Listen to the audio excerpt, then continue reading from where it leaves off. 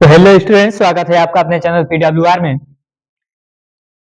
आज का आपका टॉपिक रहेगा दृष्टि दोष। और दृष्टि दोष में कौन सा दृष्टि दोष? तो दूरदृष्टि दोष। नेत्र दोष हमने बताया था। नेत्र दोष समंजन क्षमता या तो घट जाती है या तो बढ़ जाती है, जिसके कारण जो है उसमें नेत्र में क्या उत्पन्न हो जाते हैं? दोष उत्पन्न हो जाते हैं समंजन क्षमता के घटने और बढ़ने से। कौन कौन से दोष होते हैं? निकट दृष्टि दोष आपके हमने पिछले वीडियो में अभी पढ़ा चुका है, और इस वीडियो में आपको चलेगा दूरदृष्टि दोष। दूरदृष्टि दोष किसे कहेंगे? क्या होता है ये दूरदृष्टि दोष? तो दूर की वस्तुएं जो हैं, दूर की वस्तुएं बिल्कुल जो है अस्पष्ट दिखाई देती हैं। दूर की वस्तुएं क्या होती हैं? अस्पष्ट दिखाई देती हैं, और समीप की वस्तुएं अस्पष्ट दिखाई नहीं देती हैं। समीप की वस्तुएं अस्पष्ट दिखाई नहीं देती हैं, तब उनको क्या कहा जाएगा? दूरदृष्टि दोष। दूरदृष्टि दोष होता क्यों है?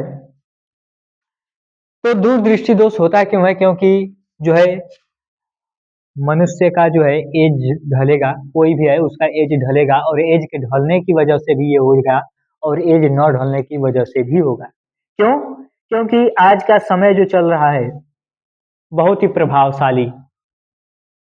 अपने शरीर पर जो है तमाम प्रकार के आप पदार्थ लगाते होंगे, और जो आपका स्वास्थ्य है, सेहत बिल्कुल सही नहीं रहने वाला है। तो हमने कहा दूरदृष्टि दोष। दूरदृष्टि दोष ये होता क्या है? तो दूर की वस्तुएं जो है अस्पष्ट दिखाई देती हैं, और समीप की वस्तुएं स्पष्ट दिखाई नहीं देती हैं। क्या कर रहे हैं? दूर की वस्तुएं स्पष्ट दिखाई देती हैं, और समीप की वस्तुएं स्पष्ट नहीं दिखाई देती हैं। इस वजह से जो व्यक्ति के नेत्र में जो दोष उत्पन्न होता है, इसे क्या कहा जाएगा? दूरदृष्टि दोष। हमने क्या कहा? दूरदृष्टि दोष।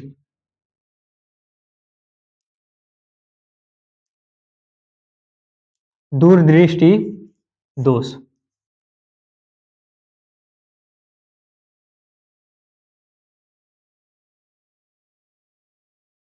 दूरदृष्टि दोष कहा जाएगा।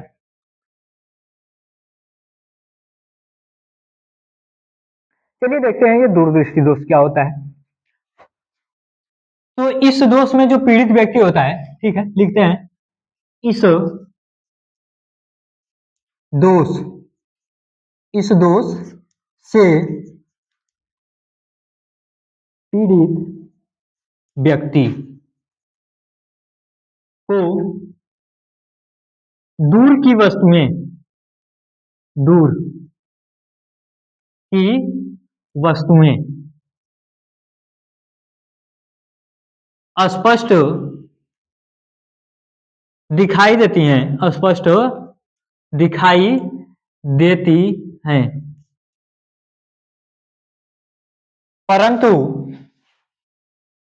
परंतु पास की या फिर समीप की वस्तुओं को, समीप की वस्तुओं को या फिर समीप की वस्तुएं, वस्तुएं लिखिए, समीप की वस्तुएं स्पष्ट दिखाई नहीं देती हैं, स्पष्ट दिखाई नहीं देती हैं। हमने क्या कहा? तो दूर की वस्तुएं स्पष्ट दिखाई देंगी, और समीप की वस्तुएं स्पष्ट दिखाई नहीं देती हैं। तो इस दोष को, तो इस दोष को दूरदृष्टि दोष कहते हैं। कौन सा? दूरदृष्टि दोष कहते हैं। क्या कहते हैं? दूरदृष्टि दोष कहते हैं। यानी व्यक्ति अगर बहुत ही दूर खड़ा है तो वो पहचान नहीं पाएगा कि ये कौन खड़ा है। ऐसा है नहीं, ये होगा किसमें? निकट दृष्टि दोष में। यहाँ पे क्या है? दूर की वस्तुएं स्पष्ट दिखाई देती हैं, परंतु पास की वस्तुएं स्पष्ट दिखाई नहीं देती हैं। ठीक है, पास की वस्तुएं स्पष्ट दिखाई नहीं देती हैं, तो इस दोष को क्या कहा जाएगा? दूरदृष्टि दोष। चलिए आइए इसका फिगर के सहायता से समझते हैं इसका कारण क्या, निवारण क्या, फिगर, ठीक ना। तो यहाँ पर जो है हमने बनाया नेत्र गोलक। नेत्र गोलक के अंदर क्या होगा, रेटिना होगा। क्या होगा, रेटिना।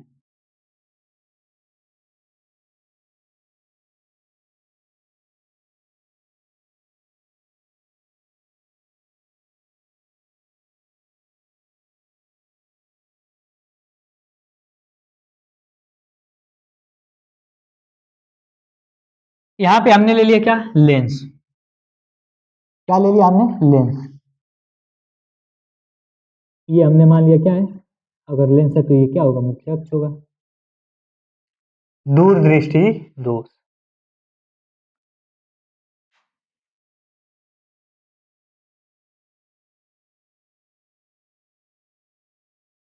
ये हमने क्या लिया, नेत्र लेंस। नेत्र लेंस। नेत्र लेंस, ठीक है।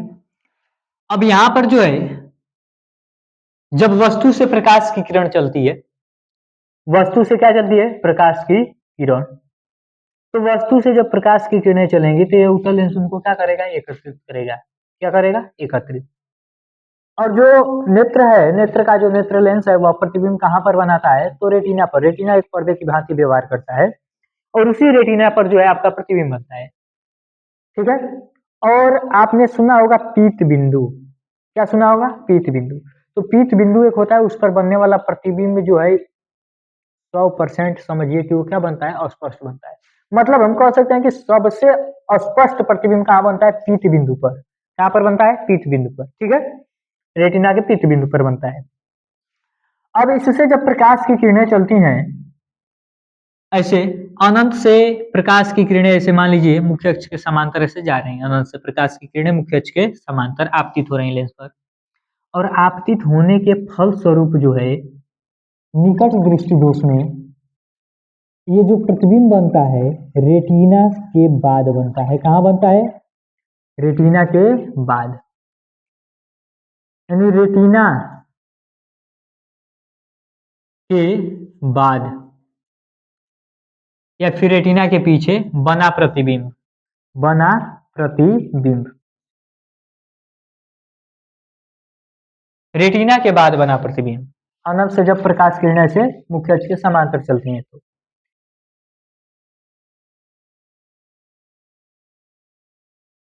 मुख्य अक्ष के समांतर चलती हैं प्रकाश की किरणें, तो कहां पर बनता है, दूर बनता है। इसमें होता क्या है, कारण इसका क्या है, कारण को आइए समझते हैं। कारण, ठीक है, क्या है कारण। अब इसको देखने से आपको यही लग रहा होगा कि ये जो इमेज बन रहा है नेत्रगोलक या फिर जो रेटिना है उसके बाद बन रहा है, मतलब ये नेत्रगोलक क्या हो गया, छोटा हो गया, यानी नेत्रगोलक के व्यास में कमी, ठीक है। कारण क्या हो जाएगा, पहला कारण नेत्रगोलक, नेत्र गोलक के व्यास में कमी। पहला कारण क्या हो जाएगा, नेत्रगोलक के व्यास में कमी, ठीक है। दूसरा कारण देखते हैं, नेत्र गोलक, नेत्र गोलक या फिर नहीं, नेत्र गोलक नहीं, नेत्र लेंस, नेत्र लेंस की वक्रता में कमी। नेत्र लेंस की वक्रता में कमी, जिससे फोकस दूरी बढ़ जाती है, जिससे जिससे क्या बढ़ती है, फोकस दूरी। फोकस दूरी बढ़ जाती है, फोकस दूरी बढ़ जाती है और हमें प्रतिबिंब जो है स्पष्ट नहीं दिखाई देता है, यानी रेटिना जो पर्दे की भांति व्यवहार करता है उसके बाद बनता है प्रतिबिंब, उसके पीछे बनता है। ये हो गया इसका कारण। इसका निवारण क्या है, तो निवारण है व्यक्ति के चश्मे में उत्तल लेंस। निकट नहीं, कौन सा निवारण, निवारण व्यक्ति के चश्मे में, व्यक्ति के चश्मे, जो चश्मा रहता है, चश्मा गोल गोल लगाकर आप उल्लू के जैसे देखते हैं, ठीक ना, गोल गोल लगाकर ऐसे उल्लू के जैसे, उल्लू के जैसे आपको नहीं देखना है। कम से कम आपको ये 30 महीने जो 30 दिन का समय बचा है, इसको इतना बार इसको रिवीजन करना है, इस तरीके से आपको प्रैक्टिस करना है, इस तरीके से कि जो बोर्ड का एग्जाम है इसमें जो पेपर आएगा फिजिक्स में एकदम बिल्कुल आपको हलवा लगने लगे। इतना आप इसको पढ़िए, इतना आप बेहतरीन इसको समझिए, ठीक है। तो उल्लू के जैसे, ठीक है, इधर उधर नहीं देखना पड़ेगा, नहीं तो अगल बगल झांकना पड़ेगा और वही समस्या होगा। तो व्यक्ति के चश्मे में उल्लू, उत्तल लेंस, उल्लू का मतलब उत्तल लेंस, ठीक है।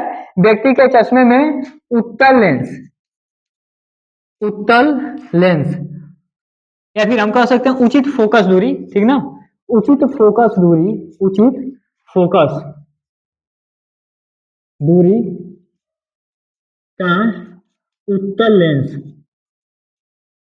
उत्तल लेंस प्रयोग किया जाता है, प्रयोग किया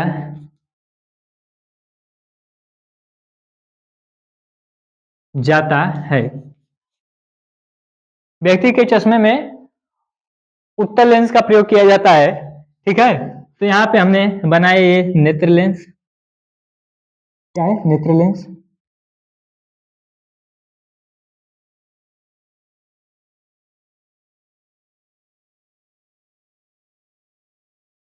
नेत्र लेंस,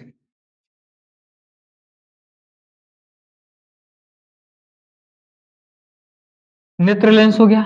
अब यहाँ पर क्या लगाएगा, लगा जाएगा उचित फोकस दूरी का उत्तल लेंस व्यक्ति के चश्मे में। और अब जो प्रतिबिंब बनेगा, प्रकाश की किरणें ऐसे जाएंगी और इनको ये थोड़ा ऐसे करेगा, मोड़ देगा इसे, और उसके बाद जो प्रतिबिंब बनेगा आपके कहाँ पर बनेगा, रेटिना पे, रेटिना पे बना प्रतिबिंब, ये हो जाएगा उत्तल लेंस। प्रतिबिंब, रेटिना पर बना प्रतिबिंब, बना प्रतिबिंब। इसके बाद जो है अगले टॉपिक आपको जरा दृष्टि दोष अबिंदुकता ये बताने वाला हूं। तो आज का लेक्चर यहीं तक रहेगा, उसके बाद मिलते हैं आपके अगले वीडियो में, और उम्मीद करते हैं कि आपको बहुत बेहतरीन समझ में आया होगा। तो एकदम गर्दे के साथ पढ़िए और तोड़ फोड़ मचा दीजिए बोर्ड एग्जाम में। All the best.